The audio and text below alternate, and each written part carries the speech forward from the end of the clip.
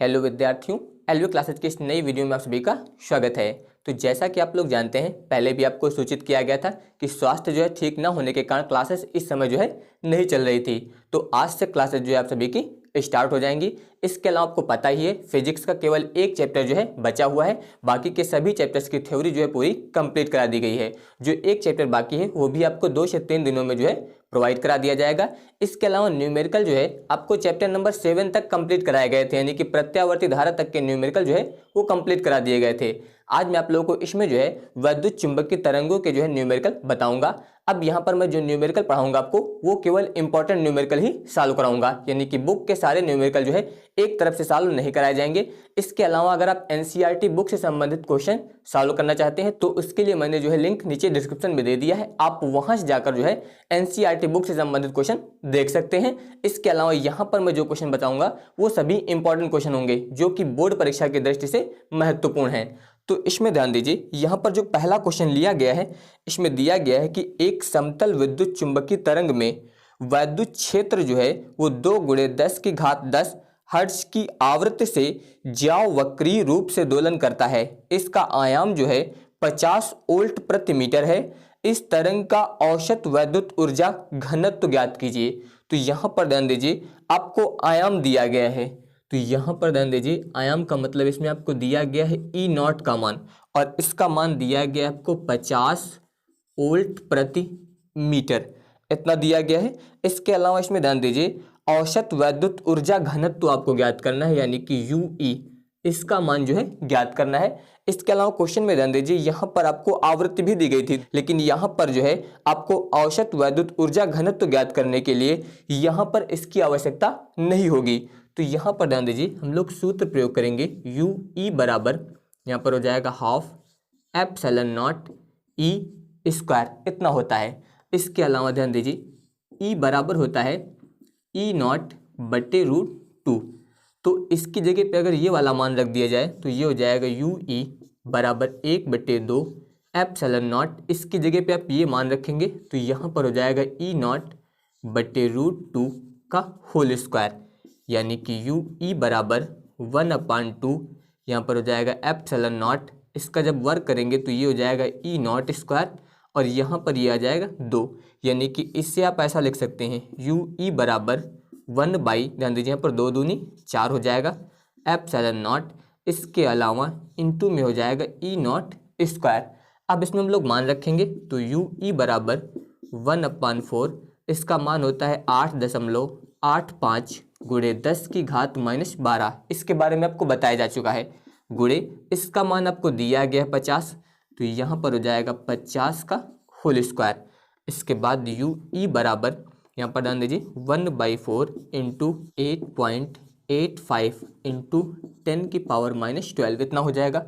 इसके बाद गुणे यहाँ पर ध्यान दीजिए 50 का स्क्वायर, इसे आप ऐसा लिख सकते हैं 50 × 50, 2 बार लिख दीजिए।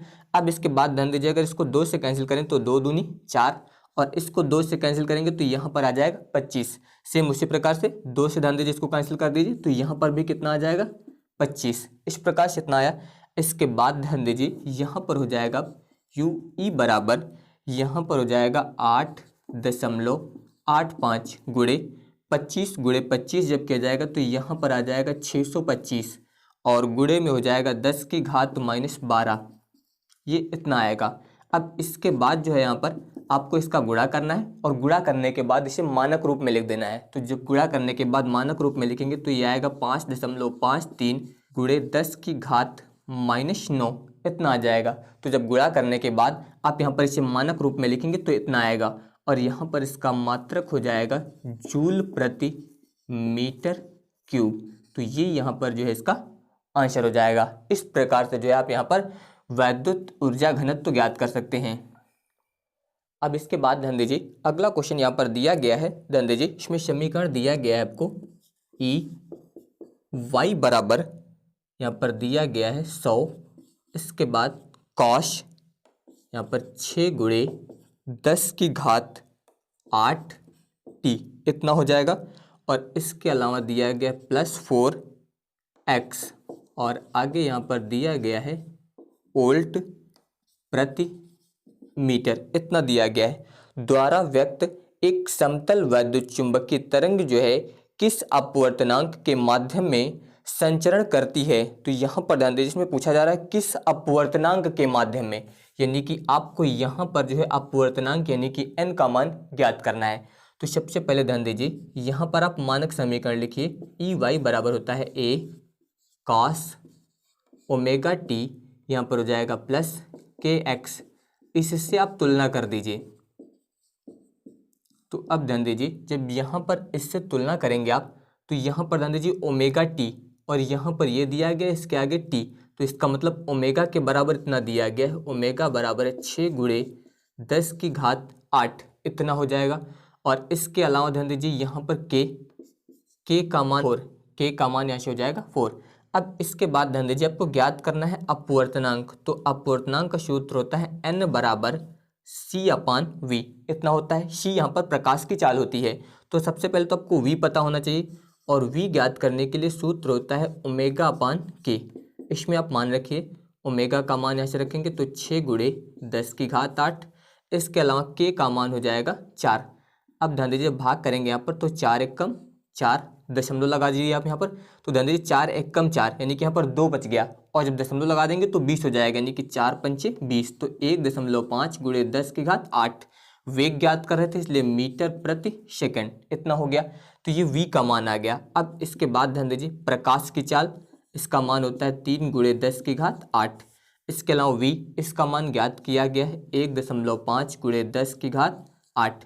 तो यहाँ पर ये जो है कैंसिल हो जाएगा, यहाँ पर आएगा 3 बटे में 1.5, ये दशमलव कैंसिल करेंगे, एक 0 बढ़ जाएगा, 15 से इसको भाग करेंगे तो 15 दूनी 30, यानी कि अपवर्तनांक आ जाएगा 2।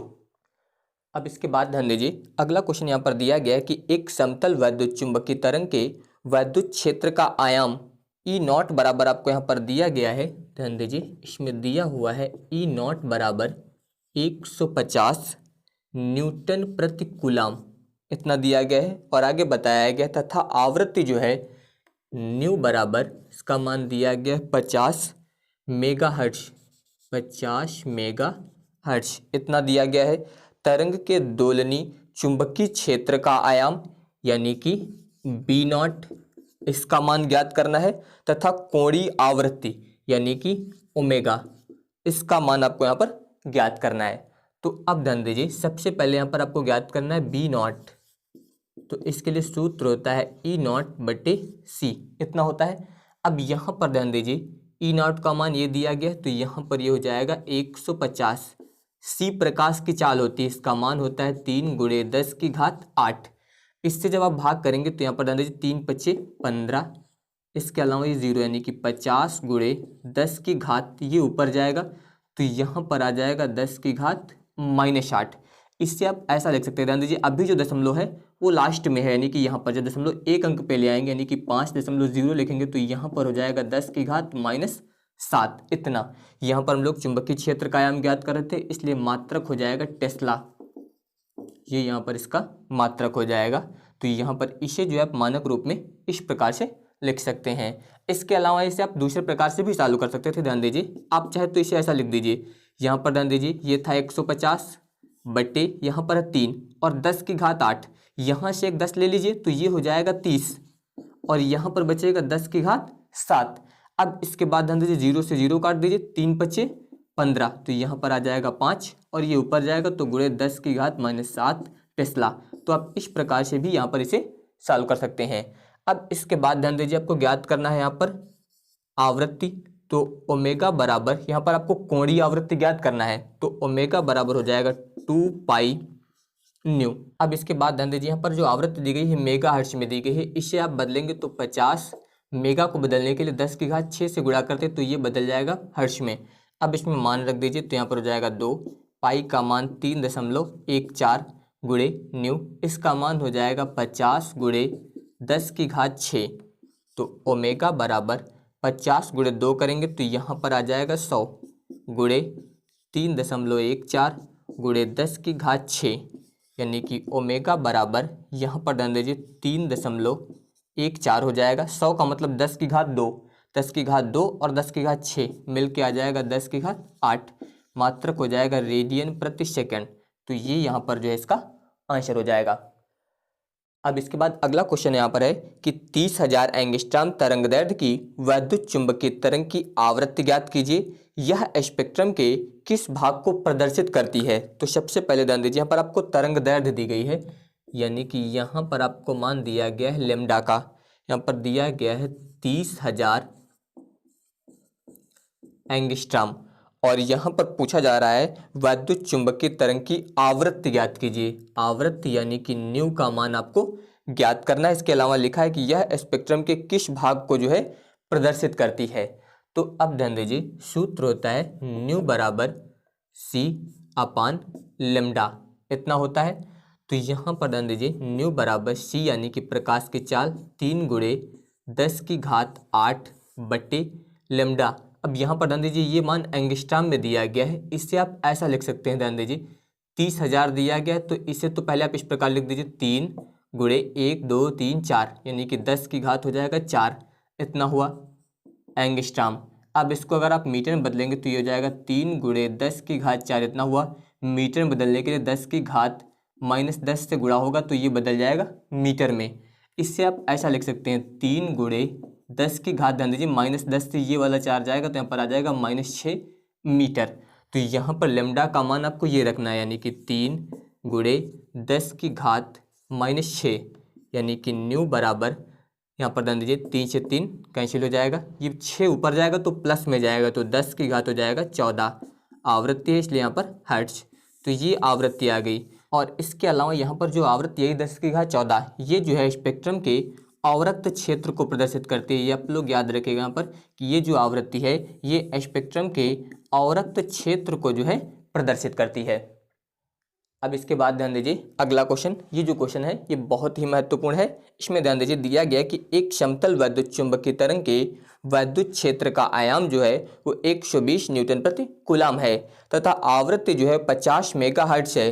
ई यानी कि वैद्युत क्षेत्र सदिश तथा बी यानी कि चुंबकीय क्षेत्र सदिश के लिए जो है समीकरण प्राप्त कीजिए। तो यहाँ पर आपको समीकरण ज्ञात करना है। तो सबसे पहले ध्यान दीजिए, वैद्युत क्षेत्र का आयाम आपको दिया गया है, यानी कि यहाँ पर जो है ई नॉट, इसका मान दिया गया है 120 न्यूटन प्रति कूलाम, इतना दिया गया है। तथा आवृत्ति ध्यान दीजिए यहाँ पर 50 मेगाहर्ट्ज दिया गया है, यानी कि न्यू का मान दिया गया है 50 मेगाहर्ट्ज।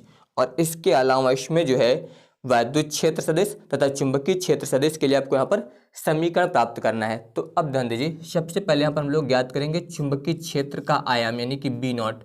सूत्र होता है ई नॉट बटे सी। तो अब ध्यान दीजिए, ई नॉट का मान यहाँ से रखेंगे 120 बटे सी का मान, यानी कि प्रकाश की चाल 3 गुणे 10 की घात 8। अब इसके बाद ध्यान दीजिए, आप चाहे तो 3 से इसे भाग कर दीजिए, या फिर इसे आप ऐसा लिख सकते हैं 120 बटे, यहाँ पर ध्यान दीजिए 3 है, इसे लिख दीजिए 30, और गुणे में लिख दीजिए 10 की घात 7। जहाँ पर 10 की घात 8 था वहाँ पर हो जाएगा 7, क्योंकि 10 से इधर गुणा कर दिया गया। अब इसके बाद ध्यान दीजिए 0 से 0 कैंसिल, 3 चौक 12, यानी कि 4 बार जाएगा, गुणे ये आप ऊपर ले जाएंगे तो 10 की घात हो जाएगा -7। चुंबकीय क्षेत्र का आयाम है इसलिए टेस्ला, यहाँ पर ये इसका मात्रक हो गया। इसके अलावा ध्यान दीजिए, इसमें हम लोग ज्ञात करेंगे कोणीय आवृत्ति, यानी कि ओमेगा, इसका मान हो जाएगा 2 पाई न्यू। तो यहाँ पर 2 पाई का मान 3.14। इसके अलावा न्यू यहाँ पर ध्यान दीजिए मेगाहर्ट्ज में दिया गया है, इससे आप लिख सकते हैं 50 गुणे 10 की घात 6 हर्ट्ज। तो इसकी जगह पे आप ये मान रखिए, तो यहाँ पर हो जाएगा 50 गुणे 10 की घात 6। इसके बाद ध्यान दीजिए 50 दूना हो जाएगा 100, और यहाँ पर दिया गया 3.14। तो 50 दूना 100, 100 का मतलब होता है 10 की घात 2, और 10 की घात 6 ये दिया गया है, तो 10 की घात 2 और 10 की घात 6 मिलकर हो जाएगा 10 की घात 8। मात्रक हो जाएगा रेडियन प्रति सेकंड, इतना हो गया, यहाँ पर ये आ गया। अब इसके बाद हम लोग ज्ञात करेंगे के, तो इसका सूत्र हो जाएगा यहाँ पर ओमेगा बाई सी। ओमेगा का मान ध्यान दीजिए ये दिया गया है, यानी कि 3.14 गुणे 10 की घात 8 बटे सी, यानी कि प्रकाश की चाल 3 गुणे 10 की घात 8। तो अब ध्यान दीजिए ये कैंसिल हो जाएगा, और इससे जब इसको आप भाग करेंगे तो लगभग इसका मान 1.05 मीटर इनवर्स इतना आ जाएगा। तो यहाँ पर ध्यान दीजिए चुंबकीय क्षेत्र का आयाम ज्ञात हो गया, इसके अलावा आवृत्ति ज्ञात हो गई। तो अब आप लोग याद रखिएगा, अगर तरंग एक्स अक्ष की दिशा में चल रही है तो वैद्युत क्षेत्र सदिश जो होगा वो वाई अक्ष की दिशा में होगा। इसके अलावा जो चुंबकीय क्षेत्र सदिश होगा वो यहाँ पर जेड अक्ष की दिशा में होगा। ये आप लोग याद रखिएगा, बता सकते हैं यहाँ पर कि यदि तरंग एक्स अक्ष की दिशा में चल रही है तो वैद्युत क्षेत्र सदिश वाई अक्ष की दिशा में तथा चुंबकीय क्षेत्र सदिश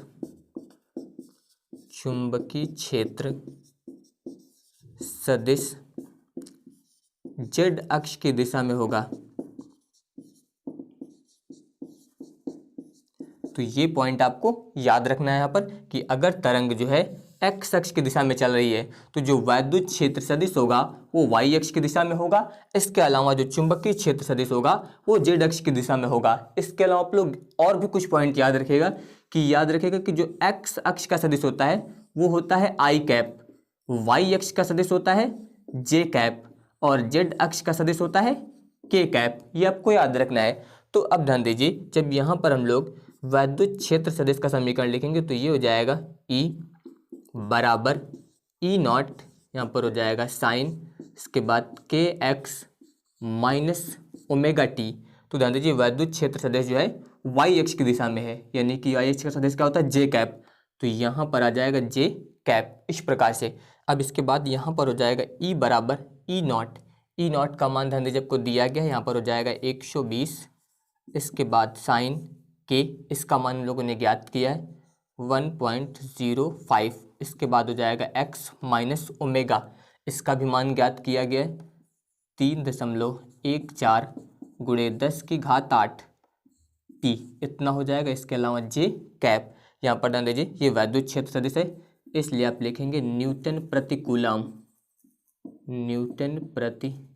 कूलम। तो एक समीकरण आपका ये आ जाएगा।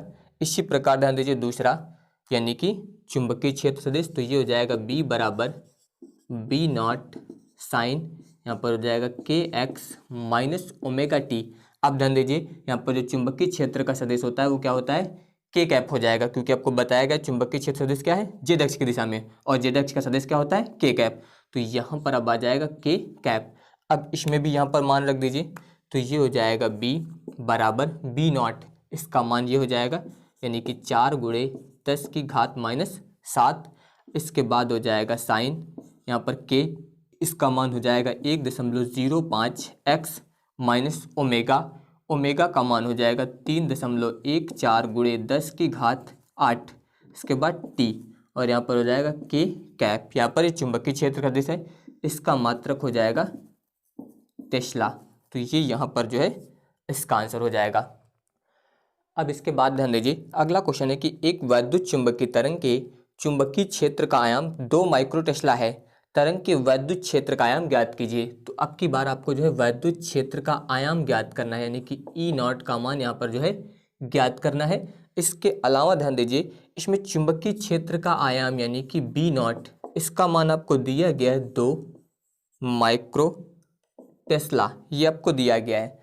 तो अब ध्यान दीजिए इससे आप बदल दीजिए, माइक्रो को बदलने के लिए गुणा करेंगे 10 की घात माइनस 6 से, ये हो गया टेस्ला में बदल जाएगा। अब आपको एक सूत्र बताया गया, अभी सूत्र होता है बी नॉट बराबर ई नॉट बटे सी। तो अगर यहाँ से हम लोग ई नॉट ज्ञात करते हैं तो ये इधर गुणे में आ जाएगा, यानी कि बी नॉट इंटू सी। इसमें आप मान रख दीजिए, इसका मान हो जाएगा 2 गुणे 10 की घात माइनस 6। सी प्रकाश की चाल होती है 3 गुणे 10 की घात 8, यानी कि यहाँ पर ध्यान दीजिए 2 तिहाई 6 गुणे 10 की घात 8 से 6 जाएंगे तो यहाँ पर आ जाएगा 2 न्यूटन प्रति कूलम। तो ये यहाँ पर इसका आंसर हो जाएगा। तो अगर आप सभी को ये वीडियो पसंद आया हो तो इस वीडियो को लाइक, शेयर और चैनल को सब्सक्राइब जरूर करिएगा। धन्यवाद।